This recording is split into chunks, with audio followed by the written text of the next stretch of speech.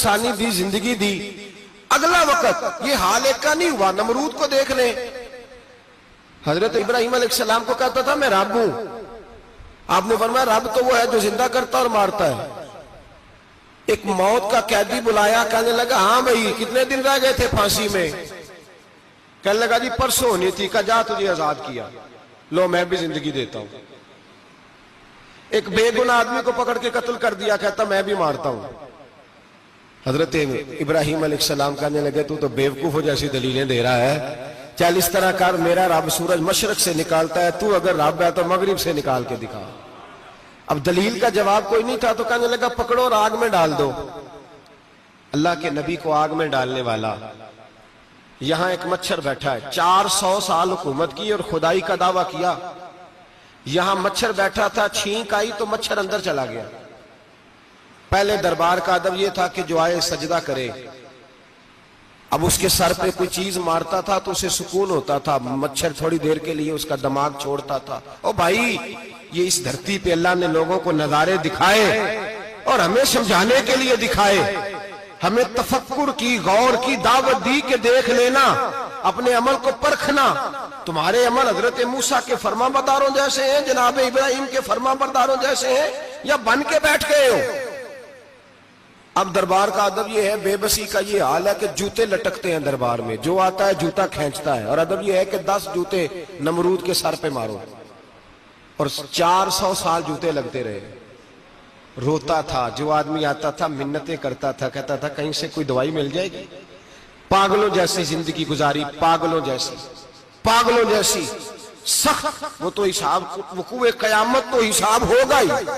یہاں لوگ پاگل ہو کے مرتے ہیں، معاذ اللہ، نفسیاتی مریض ہو کے مرتے ہیں۔ یہاں آخری وقت اتنا سخت آتا ہے کہ دنیا موت کی دعائیں مانگتی ہے۔ میرے بھائی جب انسان ظلم کرتا ہے تو بھول جاتا ہے کہ شاید مجھے پوچھے گا کوئی نہیں، جب وہ زیادتی کرتا ہے تو بھول جاتا ہے، جب وہ کسی کا حق کھاتا ہے تو وہ کہتا ہے شاید اس کا تو وارث ہی کوئی نہیں جس کو میں لوٹ رہا ہوں۔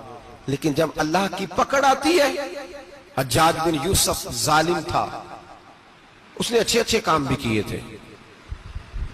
قرآن پاک پر زیر زبر آراب حجاج بن یوسف نے لگوایا۔ محمد بن قاسم کو ہندوستان سندھ کے علاقے فتح کرنے بھی حجاج بن یوسف نے بھیجا تھا۔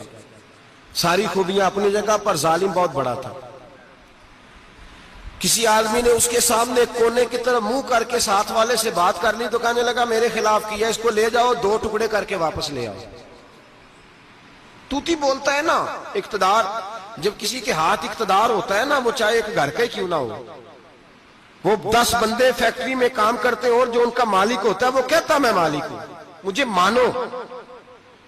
جب تو صاحب اقتدار ہوتا ہے نا، جب تو سسر بن کے بیٹھتا ہے اور کسی غریب گھر کی بہو آتی ہے 2-4 تو کہتا میرا اقتدار ہونا چاہیے، جب میں کھانسنے لگوں تو ہر آدمی کے ہاتھ میں ٹشو پیپر ہونا چاہیے، جب میں بولنے لگوں تو بندے ہوئے ہاتھوں سے ہر آدمی جی جی کرتا ہوا کھڑا ہونا چاہیے۔ جس آدمی کا، اور یہ کام بہو بھی کرتی ہے کئی دفعہ، وہ بھی کہتی ہے کہ تمہیں پتا نہیں میں کتنا لمبا چوڑا جہیز لے کے آئی ہوں، جب میں سونے کے لیے اپنے بیڈ روم میں جاؤں تو خبردار بوڑھے بابے کو اجازت نہیں کہ وہ کھانسے۔ اماں کو چاہیے کہ اگر اس کو بڑی سخت پیاس بھی لگی ہے تو میرے سوتے سوتے باورچی خانے میں برتن نہ کھٹکھٹائے۔ جو جہاں بھی جس اسٹیج پہ بھی بیٹھتا ہے وہ کہتا ہے کوئی نہیں مجھے پوچھنے والا، میں مطلق العنان ہوں۔ جوان بوڑھوں کا مذاق اڑاتے ہیں، سمجھتے ہیں شاید کبھی بوڑھے ہی نہیں ہونا، مذاق اڑاتے ہیں۔ تندرست لوگ بیماروں کا مذاق اڑاتے ہیں، شاید کبھی بیمار نہیں ہونا۔ حجاج بن یوسف ظالم تھا، ظلم کرتا تھا، زیادتی کرتا تھا۔ حضرت سعید بن جبیر ایک تابعی بزرگ تھے، اتنے بڑے بزرگ تھے کہ ساری رات نماز پڑھتے تھے، سارا سال روزہ رکھتے تھے۔ ایک دن انہوں نے منبر پہ بیٹھ کے کہا کہ حجاج ظلم سے باز آ جائے ورنہ اللہ کی لاٹھی بڑی بے آواز ہے۔ اللہ کی لاٹھی، اس کا کیا مطلب ہوتا ہے؟ اس کا مطلب ہے جب رب کی لاٹھی چلتی ہے تو اس کی آواز، جی اس کا پہلے کوئی پیغام، وہ پہلے اعلان نہیں کرتا کہ تگڑے ہو جاؤ لاٹھی چلنے لگی ہے، لاٹھی چلتی ہے پر اس کی آواز، سمجھ آ رہی ہے میری بات کی؟ جمعۃ الوداع کے لیے تشریف لانے والے احباب خاص غور فرمائیے گا، حجاج بن یوسف کو پتا چلا کہ حضرت سعید بن جبیر نے میرے خلاف بات کی، بلا لیا، کہنے لگا تو نے میرے خلاف بات کی ہے؟ فرمانے لگے کی ہے۔ کہنے لگا تجھے پتا ہے میں قتل کر دوں گا؟ آپ فرمانے لگے نہ تو زندگی کا مالک ہے نہ موت کا مالک ہے، تو کیسے قتل کر؟ کہنے لگا تجھے پتا ہے میرا؟ فرمایا میں نے تجھے نہیں، میں نے تو کئی شداد، کئی حماد، کئی قارون، کئی فرعون، کئی نمرود دیکھے، کئیوں کی داستانیں سنی، تو کون ہے؟ تو تو چھوٹا سا ہے۔ ایک جملہ ہے ملا جلال الدین رومی کا، بڑے درویش تھے، ایک بات کہہ گئے، کہنے لگے نمرود جتنے پیسے نہیں، فرعون جتنی حکومت نہیں، قارون جتنی دولت نہیں، ورنہ فرمانے لگے میرے زمانے میں بھی کئی لوگوں کا خدا بننے کو دل کرتا ہے، کئی لوگوں کا دل کرتا ہے، لیکن نمرود جتنے پیسے، فرعون جتنی طاقت اور قارون جتنی دولت نہیں، ورنہ ہو سکتا ہے لوگ دعویٰ کر جائیں معاذ اللہ ثم معاذ اللہ۔ یہ آج سے کئی سو سال پہلے وہ کہہ رہے، آج تو حالات بڑے ابتر ہیں، اس کی نسبت خطرناک۔ فرمانے لگے حضرت سعید بن جبیر تو زندگی موت کا مالک نہیں۔ کہنے لگا پکڑو، قتل کرو اسے، لے جاؤ۔ جب پکڑ کر کھینچ کر لے جا رہے تھے نا، تو حضرت سعید بن جبیر مسکرانے لگے۔ اب ظالم کے سامنے مسکرائے تو اس کو بڑا غصہ آیا، یہ میرا مذاق اڑاتا ہے؟ بلا لیا، ادھر آؤ، کیوں مسکرا رہے ہو، کیا ہوا؟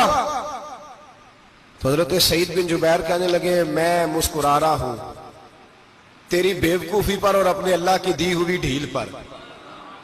میں مسکرا رہا ہوں کہ یا اللہ کیا بات ہے، کیا تیرا شان ہے، کیسے لوگوں کو ڈھیل دی ہوئی ہے۔ میں مسکرا رہا ہوں تیری بیوقوفی پر کہ تو سمجھتا ہے شاید مجھے پوچھنے والا کوئی نہیں۔ کہنے لگا اس کو باہر نہ لے جاؤ، میرے سامنے قتل کرو۔ ٹھیک ہے جی، قتل کرنے لگے تو حضرت سعید بن جبیر نے منہ کعبے کی جانب کر لیا، انی وجہت وجہی للذی فطر السماوات والارض حنیفا وما انا من المشرکین۔ جب آپ نے یہ آیتیں پڑھی نا کہ میں نے منہ کر لیا ہے اپنے رب کی جانب، کرو مجھے قتل، کہنے لگا نہیں نہیں، اس کا منہ پھیرو، کعبے کی طرف ہو کے قتل نہ ہو، ہے ظالم پر پاگل ہو گیا ہے۔ حضرت سعید بن جبیر کے حوصلے نے شکست دے دی، ناکام ہو گیا، مخبوط الحواس ہو، کہنے لگا اس کا منہ پھیر دو۔ جب کعبے سے پھیرا تو آپ فرمانے لگے للہ المشرق والمغرب فإنما تولى فثم وجه اللہ۔ اللہ فرماتا ہے تو مشرق اور مغرب سارا ہی اللہ کا ہے، جدھر بھی منہ کرو گے ادھر اللہ ہی اللہ ہے، جدھر بھی منہ کرو گے ادھر اللہ ہی اللہ ہے، چاروں جانب۔ پھیر دے جدھر منہ پھیرنا ہے، تو نے پھیر دیا منہ۔ حضرت سعید بن جبیر کے گلے پہ خنجر رکھا تو آپ نے ہاتھ اٹھائے، کہنے لگے اے اللہ میرے بعد اسے کسی اور پر مسلط نہ کرنا، میرے بعد کسی اور پر مسلط نہ، بس میں آخری ہوں۔ جب آپ ذبح ہوئے تو اتنا خون نکلا کہ لوگ کہتے ہیں جتنا اونٹ کے وجود سے نکلتا ہے، تر ہو گیا سارا اس کا دربار۔ ایک سمجھدار آدمی کو بلا کے کہنے لگا اتنا خون میں نے بڑے بندے قتل کرائے ہیں پر اتنا خون نہیں نکلا۔ تو وہ کہنے لگے لوگ مر جاتے، مرتے وقت ڈر جاتے ہیں، سہم جاتے ہیں، خون سکڑ جاتا ہے، لگتا ہے یہ شخص جب دنیا سے گیا ہے تو ڈٹ کے گیا ہے، یہ ڈٹ کے گیا ہے دنیا سے۔ حجاج بن یوسف رات کو سویا تو تڑپ کے اٹھا، کیا ہوا؟ گھر والے کہنے لگے کیا ہوا؟ کہنے لگے سعید بن جبیر خواب میں آئے اور کہتے ہیں اٹھ مجھے بتا تو نے مجھے کیوں قتل کیا، بتا کیوں مارا؟ اگلی رات پھر سویا تو وہی خواب، پھر سویا تو وہی خواب۔ گناہ نفسیاتی مریض بنا دیتا ہے، ظلم تجھے مخبوط الحواس کر دیتا ہے۔ جب تو زیادتی کرتا ہے تو اللہ فرماتے ہیں کہ تو اللہ کو بھولتا ہے، اللہ تجھے اپنا آپ بھلا دیتا ہے، پھر تو بھول جاتا ہے، پھر تو سیدھے رستے پہ چلتا ہے پر بھٹک جاتا ہے، پھر تو صحیح رستوں کا تعین کر کے بھی گمراہ ہوتا ہے، پھر تو روز وہی گاڑی چلاتا ہے پر اب جب تو بریک لگاتا ہے تو نہیں لگتی۔ جب گناہوں کے ساتھ تو مخبوط الحواس ہوتا ہے تو روز وہ کاروبار کرتا ہے، لیکن جب تیرے گناہ تجھے گھیر لیتے ہیں پھر اسی کاروبار میں تو نقصان اٹھاتا ہے۔ حجاج بن یوسف تڑپتا ہے، روتا ہے، یہاں تک کہ بیمار ہو گیا، پیٹ میں درد ہوتی ہے، پتہ نہیں کیا ہوا، تکلیف ہوتی ہے، پتہ نہیں، سارے حکیم، طبیب، ڈاکٹر، کوئی نہ سمجھ سکا کہ بیماری کیا ہے۔ جو بیماریاں خدائی ہوتی ہیں ان کا لوگوں کو پتا، جو آزمائشیں رب کی جانب سے ہوتی ہیں وہ ڈاکٹروں کے ہتھے نہیں چڑھتی، جو تکلیفیں اللہ دیتا ہے ان کا حکیم طبیب علاج نہیں کر پاتے، مشکل، اور شفا اسی وقت ہوتی ہے جب اللہ دینا چاہے، اور جب رب ہی دینا نہ چاہے تو بڑے بڑے ڈاکٹر کہتے ہیں کہ ہمارے بس کی بات نہیں رہی۔ بغداد سے حکیم آئے، پیٹ دیکھا، کہنے لگے نہ تیرے معدے میں کوئی دقت ہے، نہ تیرے جگر میں، نہ کسی اور جگہ، ماجرا کیا ہے؟ ایک آخری علاج ہے، آخری، وہ کیا؟ گوشت کا چھوٹا سا ٹکڑا دھاگے کے ساتھ باندھ کے منہ میں ڈالا، اور پھر ایک باریک سا تنکا لے کے اس کو اندر ڈالنے لگے گلے میں۔ وہ گوشت کا ٹکڑا جب حلق کے اندر اتر گیا، اس حکیم نے واپس کھینچا تو کیسے ایسی بدبو آئی جیسی کبھی سونگی نہ تھی۔ جانور، کیڑے مکوڑے لگے ہوئے باہر نکلے، اور جب دیکھا تو جتنے محل میں لوگ بیٹھے تھے چلاتے ہوئے نکل گئے کہ یہ کیا مصیبتیں ہیں۔ حکیم بھی اٹھ کے دوڑنے لگا، کہا تجھے کیا ہوا؟ کہنے لگے حجاج تیری بیماری زمینی نہیں، تیری مصیبت زمینی نہیں۔ کہا میری مرض تک تم کیوں نہیں پہنچ پا رہے؟ تو کہنے لگے لگتا ہے تو بد دعا کا مریض ہے، لگتا ہے تو ظلم کا مریض ہے، تو جبر کا مریض ہے۔ تڑپتا رہا، سسکتا رہا۔